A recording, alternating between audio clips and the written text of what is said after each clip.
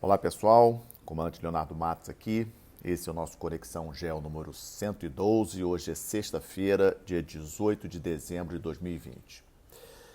Eu vou começar o nosso Conexão GEO de hoje comentando sobre uma entrevista que o secretário-geral da OTAN, o norueguês Jens Stoltenberg, deu essa semana, comentando sobre vários aspectos, dizendo que entrou em contato com o presidente eleito, o Joe Biden, dos Estados Unidos, está bastante otimista com relação à assunção do Biden. O Stoltenberg, ele foi primeiro-ministro da Noruega e já conhece o Joe Biden já há bastante tempo, lembrando que o Joe Biden foi vice-presidente do Obama, e o Stoltenberg já foi primeiro-ministro da Noruega. Mas dentro das coisas interessantes para nós aqui que ele comentou é o novo documento, um estudo que foi encomendado pela OTAN para um grupo de especialistas, foi lançado no final de novembro, o OTAN 2030. E esse estudo ele é bem interessante, dando sugestões, recomendações para que os países membros da OTAN possam efetivamente, digamos assim, como conduzir as próximas crises, e identifica claramente China e Rússia como as principais questões para a OTAN. Interessante o fato de trazer a China para esse estudo claramente. O Stoltenberg também comentou sobre a questão da saída da OTAN, das tropas do Afeganistão, uma decisão importante. Isso será discutido na próxima reunião de líderes da OTAN em Bruxelas em 2021. A data ainda não está confirmada, é um ponto que ele considera bastante importante.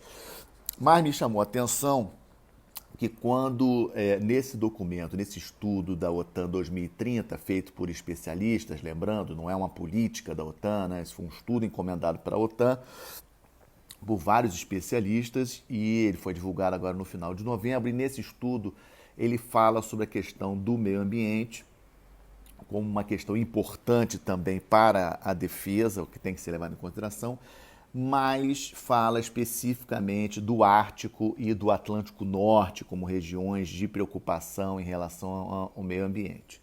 E não comenta sobre o Brasil em momento algum desse estudo, não fala do Brasil, e aí vejo como uma oportunidade para nós em termos de aproximação com relação à aliança, a maior aliança militar do planeta, e acho sim positivo, importante nós considerarmos essa aproximação da OTAN. É um estudo bastante interessante, um estudo longo, talvez eu volte a falar nele nos próximos podcasts com mais calma. Em relação à atualização do Covid, como novidade, a grande novidade da semana, obviamente, foi o início da vacinação em massa nos Estados Unidos, o país mais afetado pelo coronavírus, em termos aí de número de casos e número de mortos. E na segunda-feira teve início a vacinação em massa nos Estados Unidos. Essa, sem sombra de dúvida, a notícia mais importante da semana em relação ao coronavírus. Os casos ainda estão bastante altos, inclusive essa semana bateu recorde dos Estados Unidos em termos de mortes durante toda a pandemia, né? É importante a gente lembrar isso. Agora, dia 16, quarta-feira, 3.600 mortes nos Estados Unidos num único dia, em 24 horas. Né? Um número muito alto, o maior número de todo o período da pandemia.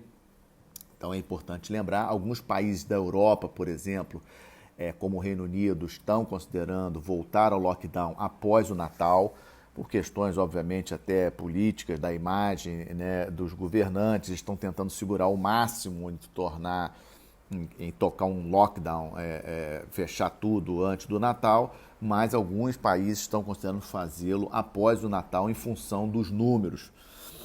O Reino Unido prossegue na vacinação, a União Europeia vai ter uma reunião do Comitê de Saúde da União Europeia na segunda-feira para fechar a questão em relação à vacina da Pfizer, é a vacina que está mais adiantada para aprovação da União Europeia.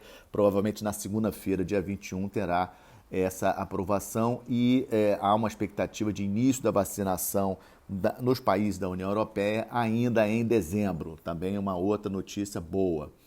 E na Europa também, em termos assim de números, a Itália se tornou o segundo país com o maior número de mortos por habitante do mundo, né? Países acima de 10 milhões, né? Não estou considerando países menores. A Bélgica permanece em primeiro e a Itália agora ultrapassou o Peru e é o segundo país. E também em relação ao coronavírus, a última notícia é que o presidente da França, o Emmanuel Macron, confirmou a Covid ontem, quinta-feira, e tocou um certo tumulto, porque o Macron esteve com vários líderes de outros países da Europa na semana passada. Vocês lembram, quinta e sexta-feira da semana passada, quando ocorreu a reunião dos líderes, a última reunião do ano dos líderes da União Europeia. Então o Macron positivo para a Covid, tocou um certo tumulto, ou seja, ainda estamos numa situação perigosa aqui no Brasil. Ontem tivemos aí o número de casos mortos acima de 1.000 pela primeira vez desde setembro, infelizmente. Então devemos ainda tomar bastante cuidado com relação à situação do coronavírus, mas com essas boas notícias aí em relação à vacinação nos Estados Unidos. O Reino Unido já estava, Canadá também já começou, a Rússia começou a aplicar a sua vacina dentro da Rússia, ou seja, temos aí boas notícias aí pela frente, a Europa devendo começar na semana que vem, então vamos continuar acompanhando. Em relação ao terceiro quadro do nosso Conexão, o Disputas Hegemônicas, muitas coisas interessantes aqui para vocês. A primeira delas, no sábado passado, dia 12, uma reunião de emergência do Conselho de Segurança Nacional dos Estados Unidos sobre ataques cibernéticos. Parece que, logicamente, que ataques cibernéticos, a gente nunca sabe a extensão exata do estrago feito, mas o governo americano foi fortemente atacado em termos aí de ataques cibernéticos. E na semana passada, no sábado, dia 12, aí foi uma informação que saiu pela Reuters, de que o Conselho de Segurança Nacional americano se reuniu para tratar especificamente dessa questão. E a culpa, a princípio, direcionada dessa vez para a Rússia.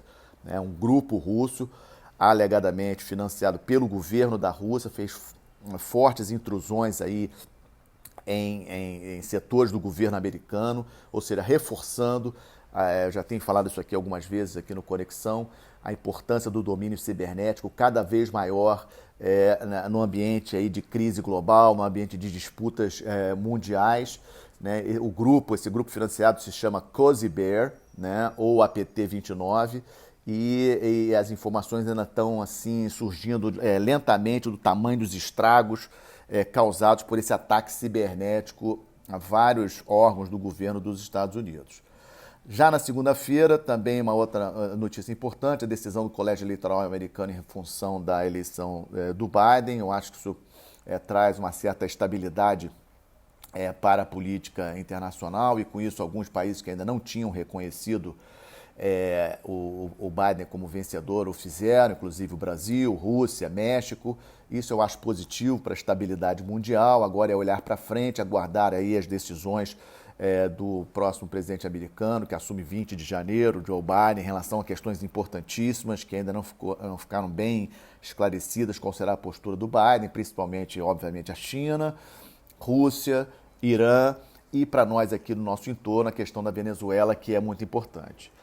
E a outra notícia desse quadro de disputas hegemônicas que eu trago para vocês, um capítulo bem interessante, a China investindo na construção de um terminal pesqueiro na Papua Nova Guiné, distando apenas 150 quilômetros do litoral da Austrália, causando um estresse aí. Várias notícias nos jornais australianos sobre a construção desse terminal pesqueiro numa região aparentemente de pouca pesca, Ou seja, há indícios de que esse terminal pesqueiro, na verdade, é uma ponta de lança da China para pressionar a Austrália. A gente vem acompanhando, já vem comentando aqui com vocês essa briga entre a Austrália e China. A China, maior parceiro comercial da Austrália, tanto em termos de exportação como importação, mas a Austrália se posicionando aí ao lado dos seus parceiros estratégicos, como é o caso dos Estados Unidos, a questão daquele Quad, aquela aliança com o Japão, com a Índia, realizando exercícios militares, e essa construção desse terminal pesqueiro aí causou aí muitas, digamos assim, discussões na mídia australiana e preocupações do governo. E também essa semana, na quarta-feira, saiu uma reportagem num jornal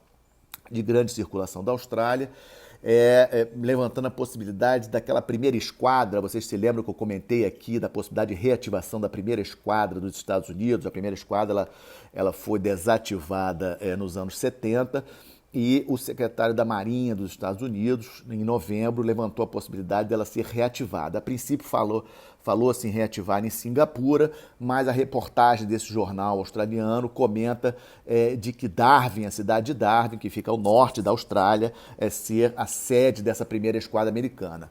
Já comentei aqui também que nessa cidade da Austrália, já há alguns anos, existe um contingente grande de fuzileiros navais, 2.500 fuzileiros navais americanos estacionados em sistema aí de rodízio, uma vez ficam durante um ano lá em Darwin, ou seja, a possibilidade da reativação da primeira esquadra americana e ela ser, digamos assim, sediada na cidade australiana de Darwin. Vamos então seguir acompanhando essa questão, que é uma questão importante. No quadro Estamos de Olho, a quarta parte do nosso Conexão 112. A questão do Brexit continua indefinida, né? Estão realmente levando para o último minuto aí das negociações. O novo prazo final estabelecido agora é domingo, porque tem que ter tempo para os dois parlamentos votar a decisão, ou seja, os negociadores têm até domingo agora para fechar a questão do Brexit comercial. A questão principal é a questão de pesca, né? Limite de pesca dos barcos ingleses dentro de águas da União Europeia e vice-versa, né? Pesqueiros da União Europeia dentro de águas inglesas, uma questão muito sensível. Mas me chamou a atenção ontem, saindo uma reportagem no The Telegraph, um jornal importante do Reino Unido, e o título era The Great Britain Never Was and Never Will Be a European Country, né? Achei bem forte esse título, né? Ou seja, não ajuda em nada a estabilidade ali na região da Europa, muito ruim, mostrando como que os ingleses ainda se sentem independentes, como eles se sentem ainda importantes, né, no contexto mundial, e achei bem forte essa reportagem que saiu, esse artigo que saiu publicado no Telegraph, que é um jornal importante do Reino Unido, né, falando de que o Reino Unido nunca foi e nunca será um país europeu. Achei fortíssimo. Outra notícia que trago para vocês é aqueles protestos dos pequenos proprietários de terra, fazendeiros e agricultores da Índia. Prossegue um impasse muito grande entre o governo e os agricultores em função da lei votada no parlamento indiano. Esse é um assunto que eu já comentei na semana passada e seguimos acompanhando. Outro assunto que estamos de olho é a questão de Israel com o Irã. Israel tem conduzido vários exercícios, vários treinamentos. Há uma preocupação de Israel de que o Irã faça algum ataque para retalhar a morte do cientista-chefe do programa nuclear iraniano, um assunto que eu comentei na semana passada, também estamos de olho. Outra questão que estamos de olho foi que essa semana os Estados Unidos impôs sanções em relação à Turquia ter comprado aquele sistema S-400 antiaéreo russo, né? Ou seja, lembrando que a Turquia é um país da OTAN, não faz sentido um país da OTAN comprar um armamento tão importante como esse de um país considerado aí ameaça pela OTAN, como eu comentei na parte inicial aí do nosso Conexão, e os Estados Unidos impondo aí sanções contra a Turquia. Vamos ver aí o caminho dessas sanções, o que isso pode desdobrar. E também, como última parte aqui do quarto quadro, crise na África, duas questões que estamos acompanhando. A guerra civil na Etiópia, já tinha falado sobre isso com vocês, essa guerra civil já se estende aí desde o início de novembro. Estimativas da ONU de que mais de 900 mil pessoas já fugiram da região de Tigray, uma região que fica ao nordeste da Etiópia. Lembrando que a Etiópia tem mais de 100 milhões de habitantes. O governo etíope diz que a situação está sob controle, mas na prática a gente não tem essa confirmação ainda, né? E outra situação na África que nos preocupou muito essa semana foi a volta dos casos de ataques a escolas por parte do Boko Haram, no norte da Nigéria. Vamos lembrar que a Nigéria, a maior população da África, ela tem uma divisão religiosa muito forte.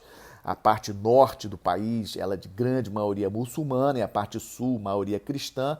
E nessa parte norte da Nigéria é onde existem grupos terroristas, como é o caso do Boko Haram, e essa semana centenas de jovens foram sequestrados das escolas.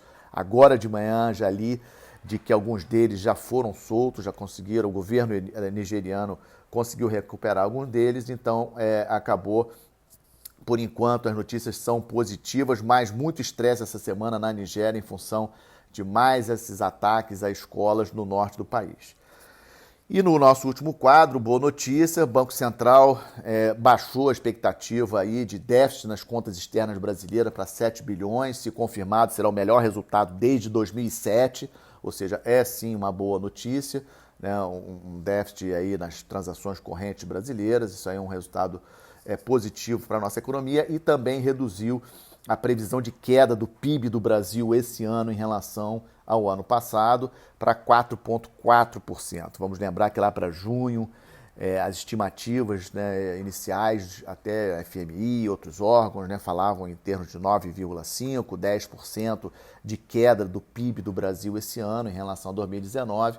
E o Banco Central ontem, quinta-feira, emitiu um relatório e a estimativa agora é de 4,4%.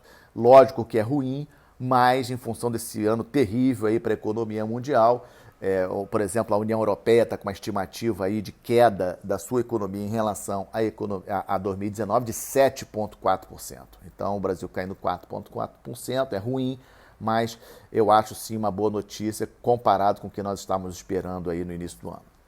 Com isso, fechamos o nosso Conexão Geo número 112. Na semana que vem, vou fazer um Conexão Geo 113 especial de fim de ano com uma avaliação do ano de 2020 e postarei esse Conexão antes do Natal, na quarta-feira, dia 23, sendo o nosso último podcast de 2020, um balanço do ano que eu postarei na quarta-feira, dia 23. Eu desejo a todos uma boa sexta-feira, uma boa semana, até a próxima quarta-feira, dia 23, com um boletim com Conexão Especial 113, fechando o ano de 2020. Obrigado.